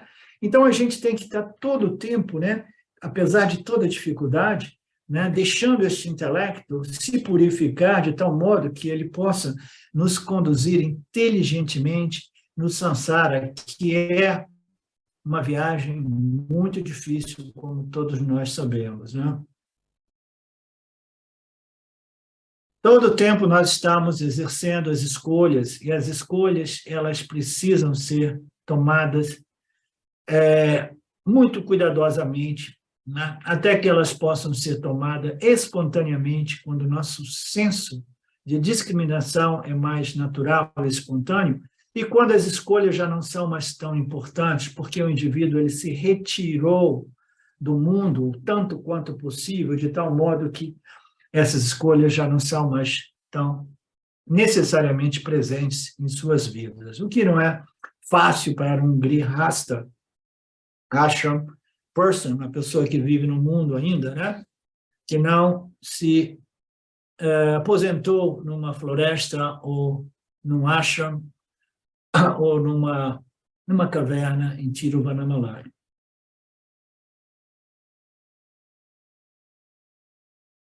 Então, a gente precisa de limpar esse espelho, né? Esse espelho refletor, que é o intelecto, né?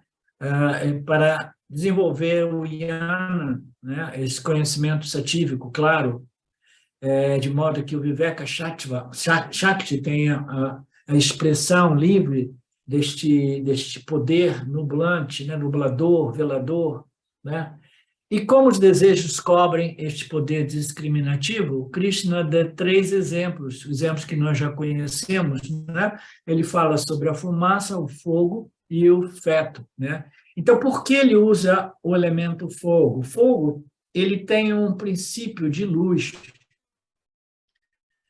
Como nós sabemos, a gente desfruta da luz aqui a partir do elemento fogo, né? Das fogueiras, dos fogos, né? Que a gente pode produzir aqui, né? Então, nós temos o brilho que pode iluminar o seu redor. Então, o que possui o fogo, o Agni? Ele tem o poder de iluminação, né? Mas quando ele está coberto de fumaça, o fogo não é capaz de iluminar, né? Então, qual é o paralelo aqui? A mente ela tem um potencial de iluminar claramente o seu meio ambiente. O intelecto humano ele é o iluminador do seu meio ambiente. O poder de iluminação vem da onde? Vem da consciência original. Ela se reflete no aparato refletor e o aparato refletor ilumina o seu ambiente pessoal, circunstancial, né?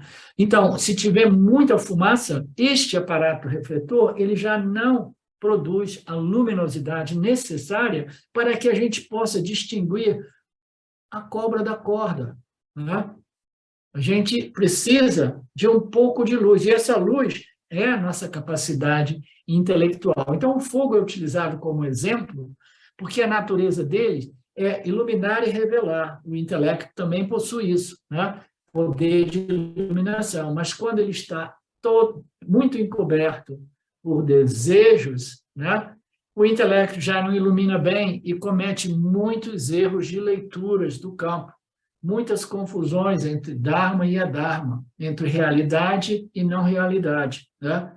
Então, o fogo ele não consegue desempenhar o seu papel devidamente, que é iluminar e revelar. Do mesmo modo, o intelecto ele não consegue desempenhar a sua faculdade discriminativa se ele estiver encoberto, né, por excesso de desejos.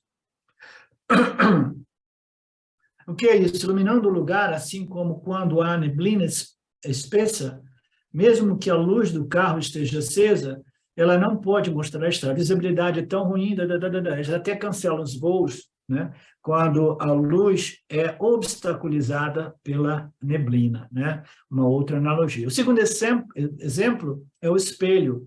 Qual é o objetivo? Qual é a função de um espelho? Né? Nós temos duas analogias vedânticas. Uma é da luz, que ilumina e revela.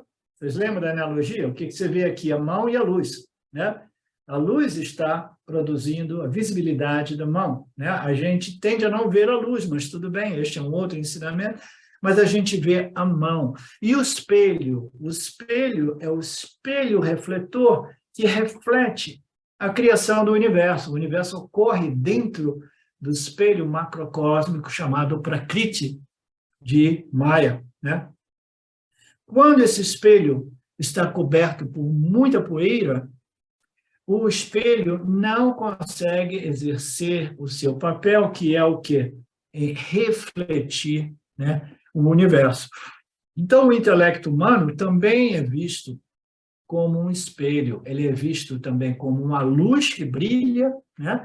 Ele é visto como um espelho que reflete, tá? Se esse espelho estiver encoberto por muitos desejos, ele não irá exercer o seu papel de refletor, tá? Ele não pode fazer o que ele deveria fazer. Este é o segundo exemplo, o exemplo do espelho.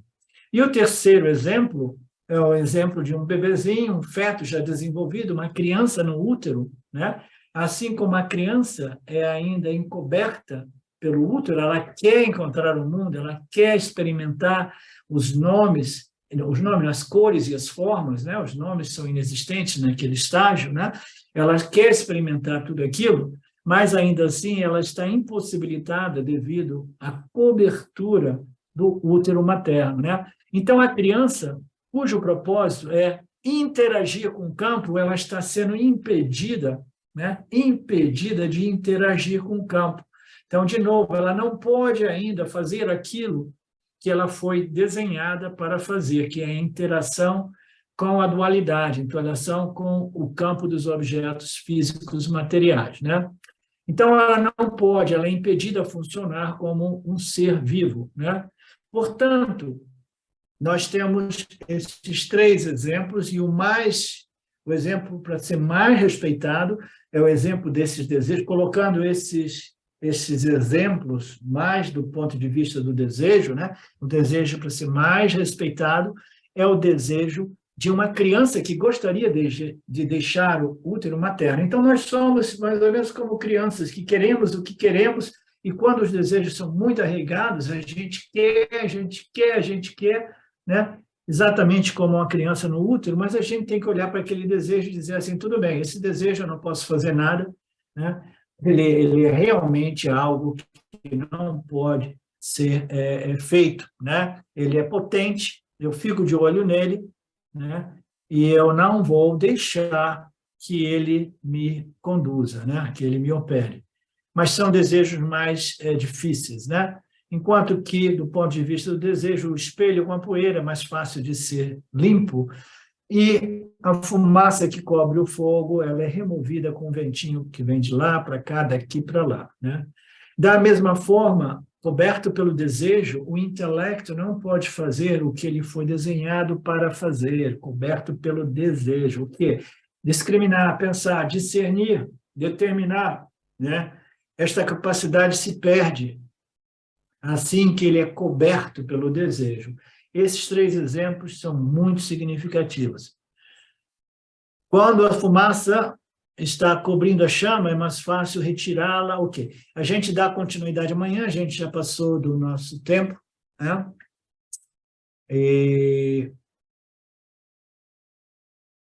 Om Purnamada Purnamidam Purnamudachyate Purnasya Purnamadaya Purnameva Vashishyate.